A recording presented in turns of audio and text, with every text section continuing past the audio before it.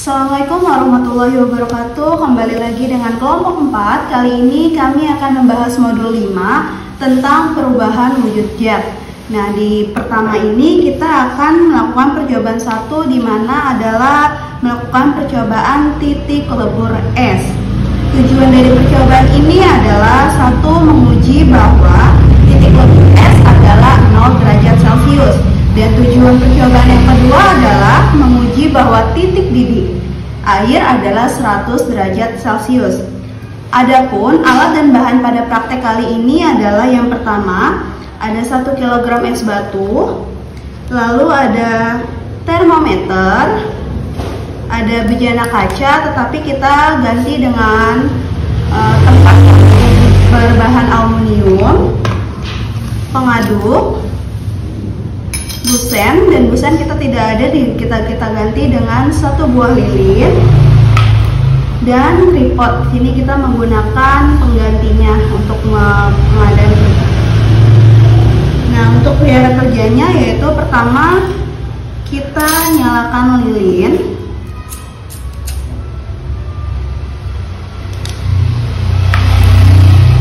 lalu kita isi bejana ini dengan 1 kg es batu. Nah, sebelumnya kita akan mengukur dulu suhu es batu ini untuk membuktikan bahwa titik lebur es batu adalah 0 derajat Celcius. Kita ukur suhunya. Nah, setelah bunyi kita dapatkan hasil bahwa titik lebur es batu adalah 0 derajat Celcius.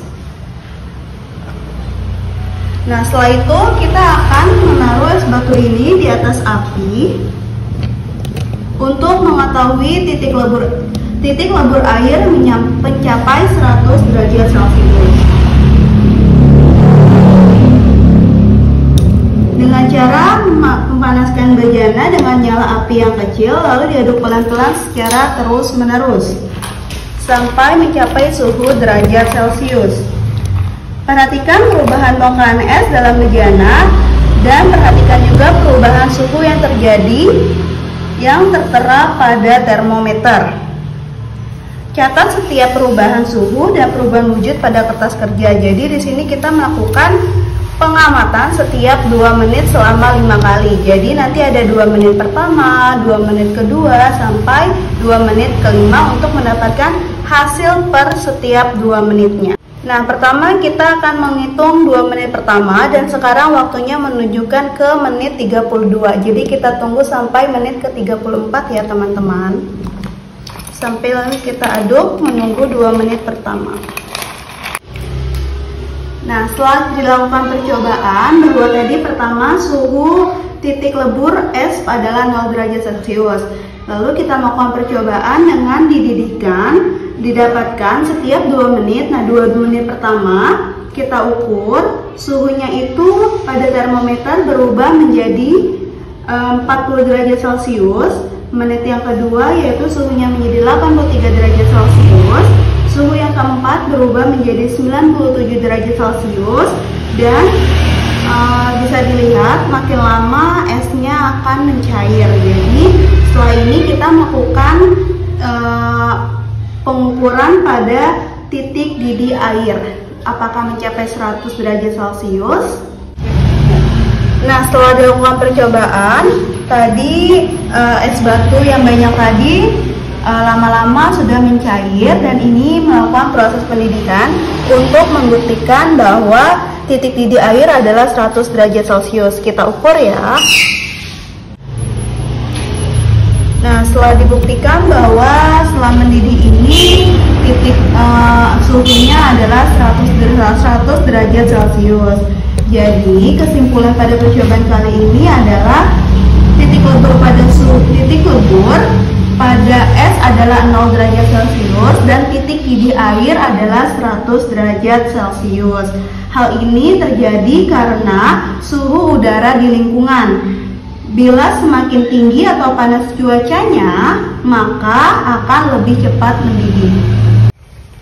Nah, baik, selanjutnya kita akan lakukan percobaan yang kedua, yaitu perubahan wujud padat menjadi gas dan sebaliknya.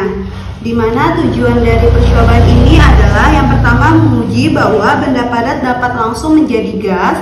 Yang kedua yaitu menguji bahwa benda gas dapat langsung menjadi cair. Adapun alat dan bahan pada percobaan kali ini adalah yang pertama yaitu kita membutuhkan iodium kristal, kapur barus, parafin, tabung reaksi, tetapi di sini kita ganti menjadi mangkok yang terbuat dari aluminium, 1 buah lilin, dan tripod. Adapun cara kerja dari praktik ini adalah pertama kita masukkan beberapa butir salah satu dari sini. Pertama kita akan memasukkan iodium, lalu percobaan selanjutnya yaitu kita memasukkan kapur barus, selanjutnya yaitu parafin ke dalam sebuah mangkok aluminium ini. Lalu aluminium ini kita panaskan. Nah, kita amati apa yang terjadi dengan percobaan ini. Lalu kita mencatatnya pada tabel. Jadi pertama kita nyalakan lilin, kita panaskan, lalu kita masukkan yang pertama yaitu iodium. Kita lihat reaksi apa yang terjadi ketika iodium ini kita panaskan. Nah, setelah dilakukan percobaan tadi, kita membakar iodium ini, bahwa hasilnya adalah bahwa iodium itu tidak mencair dulu, tidak langsung menguap, tapi hasilnya adalah ia pertama menguap lama, lalu nanti dia akan mencair. Lalu selanjutnya kita menggunakan bahan yang kedua yaitu kapur barus. Kita masukkan, lalu kita bakar. Nah, kita akan melihat perubahan apa yang terjadi ketika kapur barus ini dibakar. Ternyata hasilnya adalah bahwa kapur barus ini adalah mencair dulu, tetapi tidak langsung menguap. Jadi, nah nih kita lihat hasilnya adalah bahwa kapur barus ini ketika dipanaskan adalah mencair, lalu kemudian dia menguap. Tuh kita lihat ada keluar uapnya. Jadi kapur barus ini ketika dipanaskan dia mencair lalu menguap. Nah, lalu selanjutnya kita memasukkan bahan yang ketiga yaitu parafin. Nah, parafin ini kita masukkan lalu kita panaskan dan kita lihat apa yang terjadi ketika parafin dipanaskan. Kita panaskan. Hasilnya adalah parafin ini ketika dipanaskan dia mengkristal lalu menguap. Bisa kita lihat hasilnya. Jadi kesimpulan pada percobaan kali ini pada perubahan wujud padat menjadi gas dan sebaliknya adalah iodium, kapur barus, dan parafin termasuk benda padat. Iodium bila dipanaskan akan mengkristal lalu menguap. Lalu kapur barus bila dipanaskan dia akan mencair dahulu baru menguap. Parafin jika dipanaskan dia akan mengkristal, timbul bau, menyengat lalu dia menguap. Jadi benda dapat langsung berubah menjadi gas pada suhu kamar tanpa melalui proses mencair dulu. Baik, kita akan melakukan percobaan perubahan wujud cair menjadi gas. Nah, benda cair akan menjadi gas apabila dipanaskan sampai mencapai lebih dari titik didih. Sebaliknya, gas akan menjadi cair apabila didinginkan. Untuk memahami perubahan wujud cair menjadi gas dan sebaliknya, dapat dilakukan percobaan penguapan dan pendinginan. Lalu saya akan menunjukkan alat dan bahan yang akan kami pakai untuk percobaan perubahan wujud cair menjadi gas. Pertama di sini ada selang atau sedotan, selang sedotan. Yang kedua ada tabung, ganti botol. Tabung yang kita ganti menjadi botol. Lalu ada gelas yang akan nanti kita isi dengan air yang akan nanti dimasukkan ke tabungnya akan dimasukkan ke dalam gelas tersebut. Lalu ada teko. Jadi kesimpulannya, benda cair yang dipanaskan akan berubah menjadi gas sampai lebih dari titik didih, dan benda akan berubah menjadi cair jika didinginkan.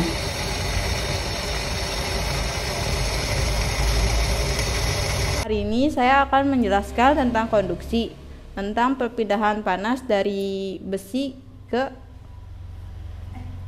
ini.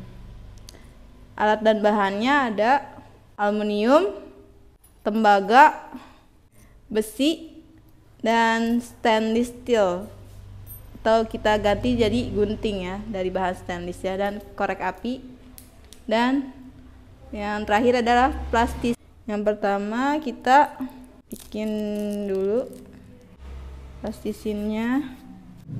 Taruh plastisinnya di ujung, di gagang sendok, dan dipanaskan dari ujung sendok. Tunggu sampai plastisinnya jatuh.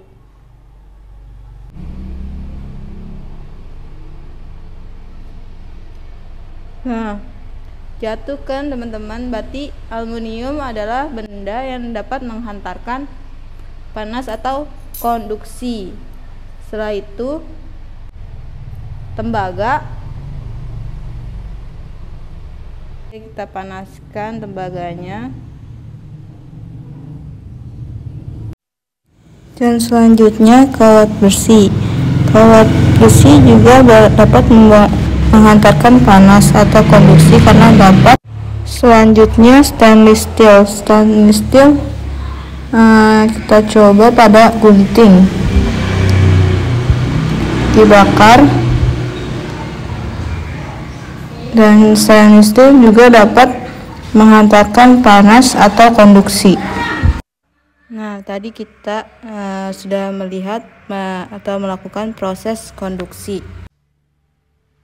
Dan antara lain ada sendok, tembaga, besi, dan stainless steel atau kuningan. Dan tadi kita lihat bahwa plastisin tadi ditaruh dari bahan-bahan ini, kemudian plastisin itu terjatuh.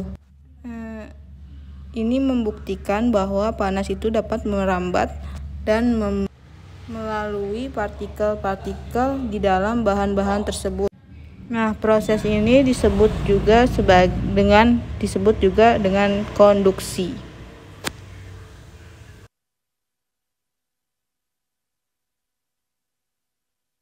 Oke, baik. Selanjutnya kita akan melanjutkan percobaan ketiga, masih tentang perpindahan dan pertukaran panas pada suatu zat.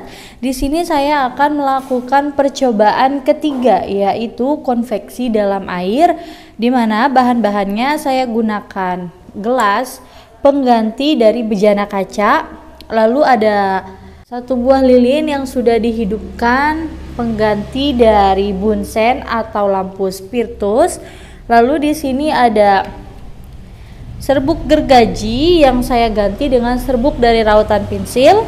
Lalu ada tripod. Nah, tripod ini saya ganti dengan tempat atau wadah air yang saya tataki dengan beberapa gelas, dan setelah itu saya siapkan satu gelas kaca yang sudah diisi dengan air. Selanjutnya di sini ada serpihan dari serbuk pensil, saya masukkan ke dalam gelas yang tadi sudah berisi air, dan gelas ini saya taruh di bagian tengah-tengah. Setelah itu kita masukkan lilin ke bagian bawah pantat gelasnya. Nah, kita tunggu beberapa saat. Nanti di situ akan terlihat bahwa sebagian dari serpihan serbuk gergaji pensil ini ada yang turun dan ada yang naik ke bawah, yang disebabkan oleh panas yang dihasilkan dari lilin yang mengenai bawah dari gelas kaca tersebut. Kali ini tentang perpindahan dan pertukaran panas pada suhu zat ada konveksi. Apa sih itu konveksi? Konveksi adalah perpindahan atau aliran kalor yang disertai perpindahan zat perantaranya. Oke, di sini kita sudah menyediakan kotak konveksi, 2 cerobong dari botol kita potong, lalu ada lilin di dalamnya, ada lilin lagi, ada korek dan kertas. Oke, kita langsung aja percobaannya.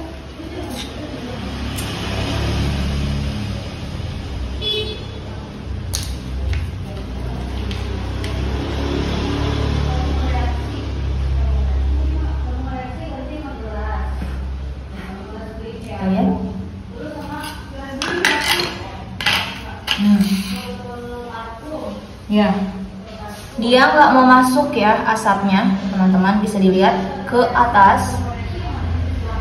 Nah, ke atas ya. Oke, sekarang kita hidupkan lilin yang di dalam.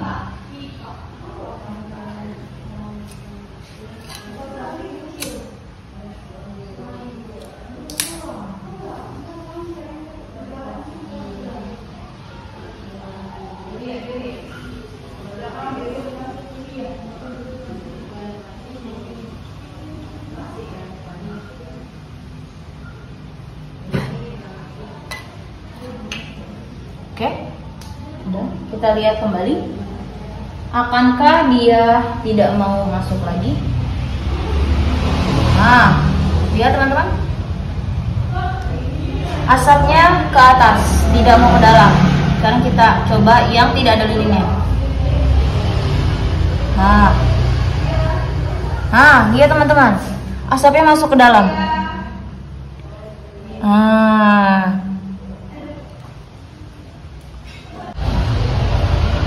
Oke. Nah, ini terjadi karena adanya konveksi, teman-teman. Adanya konveksi.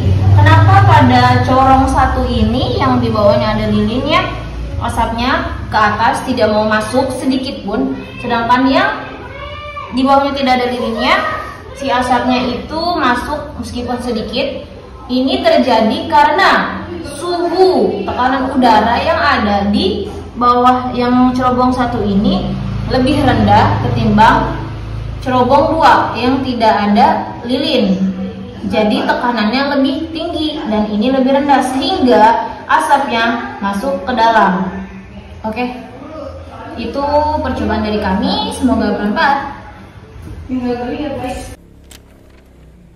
Oke.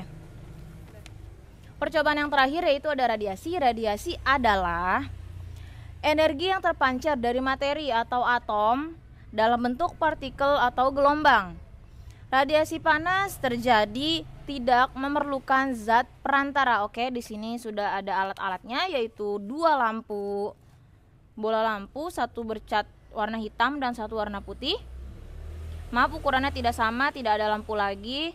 Lalu ada lilin buat perekatnya, ada selang, ada penggaris dan kardus. Kita menggunakan kardus ya teman-teman, bukan triplek. Silahkan disut. Dan ada pewarna.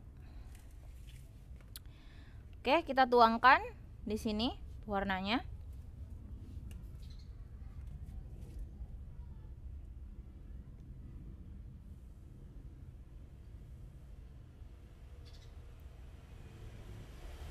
Oke. Warna hijau ya. Lihat ke tengah ya, sampai ke tengah teman-teman. Ya, ke tengah. Oke, dari tengah ya teman-teman. Lalu kita pasang yang warna hitam di sini. Waduh, nggak bisa merekat.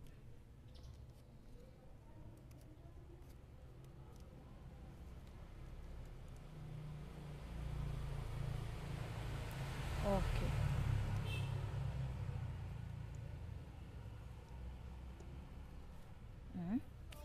Ya.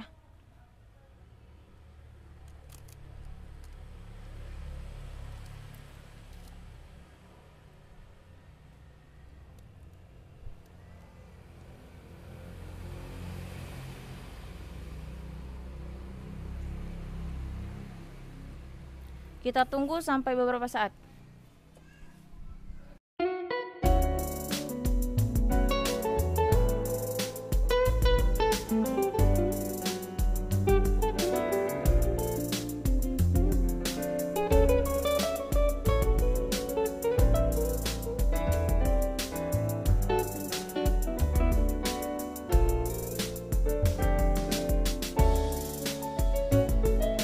Nah, itu tadi hasilnya ya teman-teman. Jadi si hijau ini lebih bergerak ke putih, ke lampu yang warna putih. Itu kenapa? Karena cat yang berwarna hitam ini lebih baik menyerap sinar ya teman-teman, menyerap sinar atau pancaran-pancaran. Sedangkan yang putih ini, bola lampu putih ini tidak baik dalam menyerap tekanan. Oke?